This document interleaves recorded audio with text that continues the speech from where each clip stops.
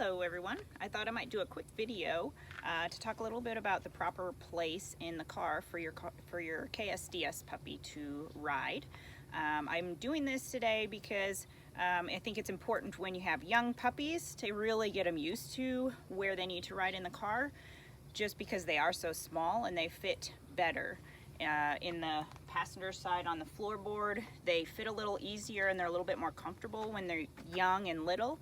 And if you teach them when they're little, then as they get big, it's just natural for them. They know there's no other option, and so sitting on the passenger side of on the floorboard, they know is just where they're supposed to be.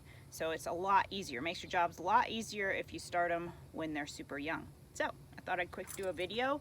Montana here, my dog that I am currently raising, is a little bit older, so she's a little over a year, but we did start this as soon as she was when she was little. Maybe not the first time I brought her home with me, but actually the first time I think I did have her on the floorboard. Anyhow, so I'm gonna point my camera down here and show you the proper place to ride in the car with your dog. So Montana, jump on. I'm going to ask her to jump on. She is very familiar with this position in the car, so she rides here very regularly. I think it's important to get them used to this. Another reason we get them used to this is so that they get into small spaces and they get comfortable with sitting in these spaces. So if you ever have to fly with your dog, or your future handler ever has to fly with the dog, they are already used to curling up underneath a seat in a small space. So I'm going to test my dog. I'm actually going to go around to the other side. I'm going to keep my door open. Stay.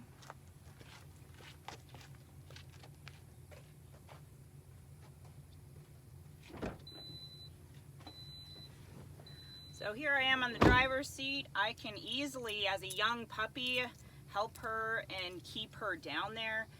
You can start by getting your dog, and she's going to get real comfortable because that's what she is. You can tell she's used to this, being in this position, so she gets comfortable.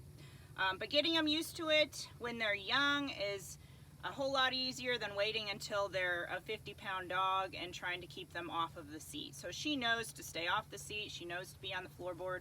It also helps when you're riding with somebody else in somebody else's vehicle. They're not on the seats. They're not getting the seats all hairy.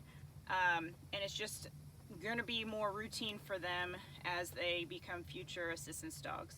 So getting them in and out, you can lure them in and out if you need to. Good girl.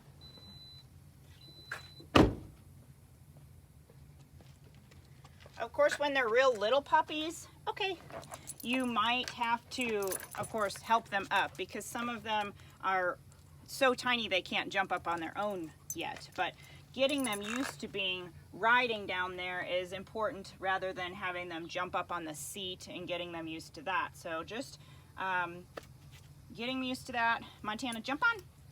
Again, I tell my dog the jump on command, and she knows to be right there. Because every time whenever she tried to jump up on the seat or move on the seat, I just reposition her and put her back on the floorboard. So I also want to talk about one other spot you can ride in the car with your dog if you have a full carload full of people. Okay. So I'm going to move myself around to the other side of my vehicle, and y'all can follow me. Yay. So this is the back of my vehicle here. And we'll point my camera down. Montana generally sits on the floorboard by my feet on the passenger side. Even if I'm driving, she's on the passenger side on the floorboard. She's not used to being back here. If you're gonna have her loose in the car, it's probably a good idea to have a crate in the car so that they can't jump around or go crazy. Also should protect them a little bit more. Okay, jump on. Whoops, the crate's over here, silly. Here, kennel up. There we go. She's gonna go in her kennel. I would actually take all of her harness and her leash and all of that fun stuff off if I was actually gonna go and ride in the car with her, just so that she doesn't get hung up on anything. Another thing that's super important, and I didn't talk about that over there, but making sure that your dog does a very nice wait, because you don't know what the traffic is like, you don't know where you're going to stop, or if you're stopping at a gas station. Very important that when you open this door, Montana wait, that she should not come barreling out of there. If she does, it's nice to have this crate because I can just close this door off to her. So when I open this, if she decides to try to sneak out, I can just tap her little nose with the door, the kennel door, and then reopen it and just let her know that that's not an option until she calms down and sits back and relaxes. And as soon as she does, then I can release her, okay, and allow her to come out. So making sure that even on the other side, you all saw me, I made sure that I gave her a release word before she came out of the passenger side as well. Montana, jump on. Come on. There you go. So again, I would take her leash off and her harness off if I was going to leave her in there and go drive somewhere. Tell her to wait. She's not allowed. And I can test my dog. So, you know, you have young puppies.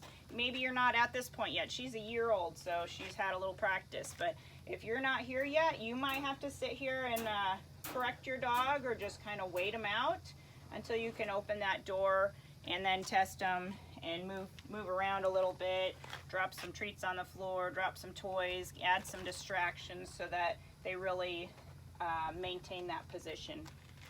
Okay. Some other things to remember as far as car riding go are the obvious. Do not leave your dog in the car when it's super hot out. It's super hot out now. It's actually cooler out today, which is why I decided to do the video today. But don't leave them in the car unattended. Most of your dogs, by the time when you have them fully vaccinated, they should have their cape and ready to go in and out and travel with you. When they're young puppies and you just want to practice going in and out of the car, do what I'm doing here.